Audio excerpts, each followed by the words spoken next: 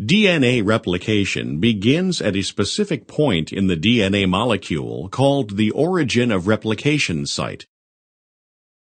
Initially, the enzyme helicase unwinds and separates a portion of the DNA molecule, after which single-strand binding proteins react with and stabilize the separated single-stranded sections of the DNA molecule. The enzyme complex DNA polymerase engages the separated portion of the molecule and initiates the process of replication.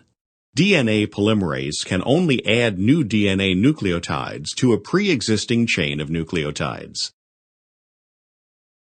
Therefore, replication begins as an enzyme called primase assembles an RNA primer at the origin of replication site. The RNA primer consists of a short sequence of RNA nucleotides, complementary to a small initial section of the DNA strand being prepared for replication.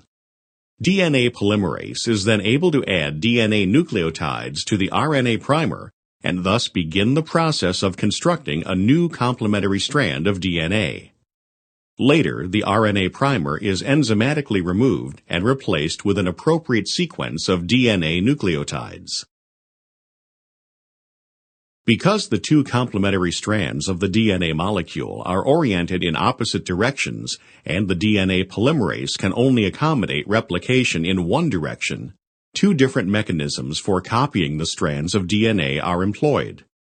One strand is replicated continuously toward the unwinding, separating portion of the original DNA molecule, while the other strand is replicated discontinuously in the opposite direction with the formation of a series of short DNA segments called Okazaki fragments.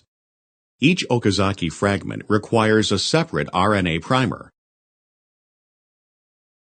As the Okazaki fragments are synthesized, the RNA primers are enzymatically replaced with the appropriate DNA nucleotides, and the individual Okazaki fragments are then bonded together into a continuous complementary strand.